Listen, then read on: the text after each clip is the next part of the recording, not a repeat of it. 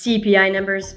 Big yawn. Let's skip that monthly monotony and hit other news. Hello, I'm Crypto Casey, and welcome to another episode of Crypto This Week. Every Sunday, we explore the latest global news stories affecting the crypto markets, as well as the ever-changing macroeconomic environment of the world at large. Be sure to check out our sponsors, Efani, NordVPN, and Ledger. Protect your cell phone from SIM swapping attacks using Efani's secure mobile services. Protect your data, privacy, and crypto investments by using virtual private network services with NordVPN. And protect your long-term crypto holdings with cold storage hardware wallets provided by Ledger, which has an Ethereum merge discount special going on right now for a limited time. So scroll down to the description area below to redeem their offer. Awesome. Let's hit Crypto This Week.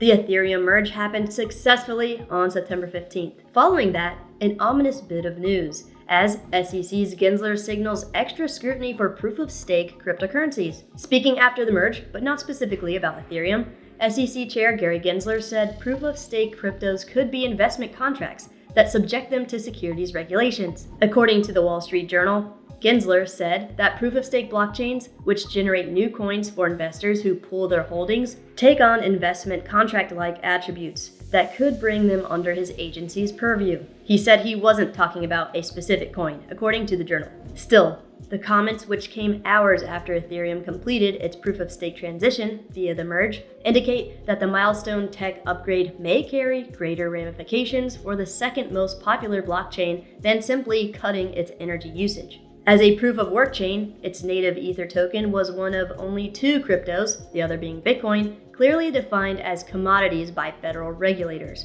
bearish. Clearly, governments and institutions around the world are getting nervous about cryptocurrency adoption under the guise of concern over the environment and retail investor protection. And in a quick 1-2 punch fashion, this week, the SEC's crypto guidance pushes U.S. banks to rethink custody projects. The regulator suggests that customers' crypto assets should be treated as liabilities by lenders, which could be prohibitively costly for banks. The Basel Committee on Banking Supervision, the global standard setter for banking regulation, is planning to issue international rules for banks exposed to crypto, including strict capital requirements and exposure caps. The Basel Committee's upcoming standards, combined with the SEC guidance, could drive U.S. banks further away from participating in digital asset markets. U.S. Bancorp told Reuters it was pausing the intake of new crypto clients until it evaluates the evolving regulatory environment, while investment bank BNY Mellon declined to comment on the status of its crypto projects. An unnamed European bank looking to offer crypto custody services in the U.S. was quoted in the report as saying it would be prohibitively costly to do so under the new guidance. Crypto custody specialist Anchorage Digital told Reuters that all banks working with the firm are now waiting on regulators before proceeding to work with Anchorage on crypto custody solutions. Bearish. Again, with the regulation lag, it seems like governments and big institutions are just hoping crypto will implode and die off. There's tons of money on the sidelines waiting for regulatory clarity that clearly regulatory entities don't want to provide. Another regulatory entity piped up this week performing the same song and dance of a whole lot of nothing. Biden White House just put out a framework on regulating crypto. Here's what's in it. The framework outlines the ways in which the financial services industry should evolve to make borderless transactions easier, as well as how to crack down on fraud in the digital asset space. Basically, they want to fight illicit financial activity, work on introducing a CBDC or central bank digital currency, and safeguard stability of the financial system as crypto and stablecoins continue to become inextricably intertwined with traditional financial systems. Across the world, we see other government entities making more clear-cut claims with how they plan on regulating the space. Thailand's SEC bans crypto staking and lending services. The Securities and Exchange Commission, SEC of Thailand, is preparing to prohibit crypto platforms from providing staking and lending services to clients. As we discussed in the previous video I posted,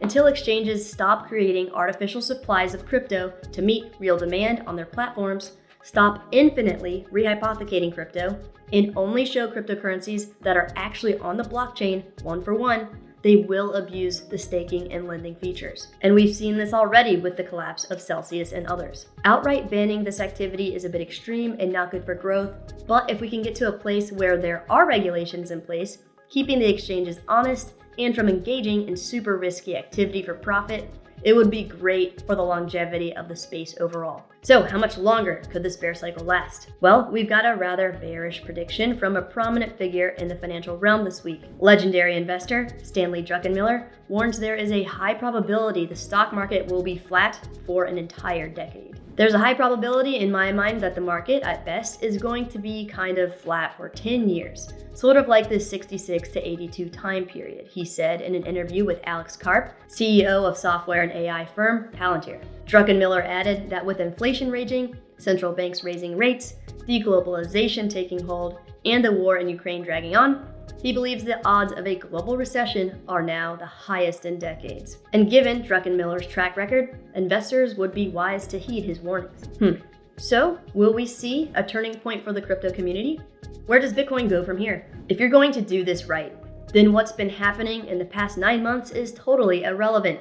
Rick Edelman, founder of Edelman Financial Services, told Bob Pisani on CNBC's ETF Edge on Monday. If you're investing for the next 5 to 10 years, this is just an ordinary blip in the marketplace, and you ignore it, he added. Edelman explained that for institutional investors to engage with Wall Street firms, endowments, and pension funds, regulatory and legislative rules need to be in place. The adults in the room recognize that regulation is a good thing, Edelman said. Right now, we have 1% engaging in crypto.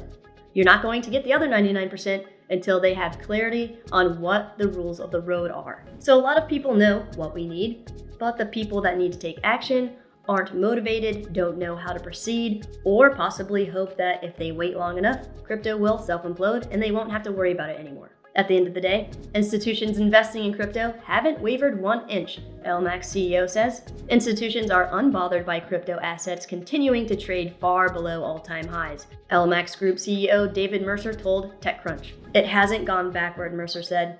After the chaos surrounding crypto lending platforms like Celsius and BlockFi, and the collapse of Terra Luna ecosystem in May, everyone expected institutions to retract their engagement, Mercer said. But institutional engagement today is the same as last year and may even be better, Mercer commented. Institutions are moving ahead, he added.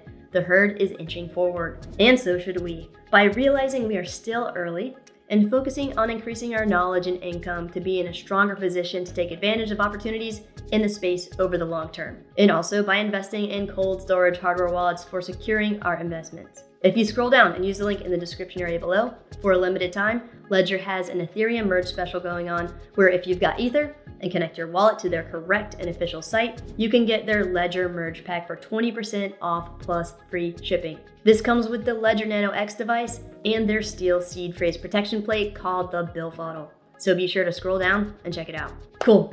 Let's quickly go through a flurry of bullish news stories from the week. New crypto fund takes US a step closer to spot Bitcoin ETF. Holdouts for a physically backed US Bitcoin exchange traded fund saw a glimmer of hope on Thursday with the launch of a new futures-backed product. The Hashdex Bitcoin Futures ETF, ticker DeFi, developed with Teucrium, began trading on Thursday, according to a statement. Unlike existing derivatives-backed crypto ETFs, DeFi was filed under the Securities Act of 1933, rather than the Investment Company Act of 1940. That detail matters to industry watchers because the 1940 law has been the preferred format for Securities and Exchange Commission Chair Gary Gensler, who has cited its greater investor protections. Since a physically backed Bitcoin ETF, which the SEC has repeatedly denied, would fall under the 1933 Act, DeFi's launch could potentially be a stepping stone to approval. Bullish. And if you aren't aware of the importance of a physically backed Bitcoin spot ETF, you can check out my beginner's guide all about it by clicking on the link above. Next, emerging markets lead global crypto adoption in bear market, Chain Analysis says. One reason for this could be the value that users in emerging markets get from cryptocurrency. These countries dominate the adoption index, in large part because cryptocurrency provides unique, tangible benefits to people living in unstable economic conditions, the report said. It's so amazing how crypto is helping bank the unbanked and giving people an opportunity to protect themselves from corrupt fiat systems and out-of-control inflation. And money continues to pour in from venture capital and more. Two Sigma Ventures raises $400 million for 2 funds, plans crypto investments. The firm invests about 15% of its capital to crypto and Web3 projects. Also, Valkyrie Crypto Trust gathers nearly $74 million in the funding round amid bear market. And Crypto options trading startup SendQuote raises $2.8 million from Initialized Polygon. The company will look to expand its platform for trading derivatives contracts in tokens that don't usually have such markets, like options. And a win for security this week as crypto auditing platform Sherlock raises $4 million in funding. The protocol features an open auditor competition to help find smart contract vulnerabilities. And finally, last but not least, Fidelity considering offering crypto trading to brokerage customers. Fidelity has more than 34.4 million individual brokerage accounts, according to the Wall Street Journal. This potential move follows BlackRock partnering with Coinbase to offer crypto trading to its institutional customers, a sign Wall Street continues to be attracted by crypto despite the horrible year for digital currency markets. Awesome. Well, that was Crypto This Week with me, Crypto Casey. If you enjoyed the episode, please make sure to like the video, subscribe to the channel, and click the bell notification to stay up to date on all of the latest videos. So, what do you think of the SEC and White House crypto comments? Are they going to regulate, or are they hoping we self-destruct? Do you think the market could stay flat for the next 10 years? Let me know in the comments below. Be safe out there.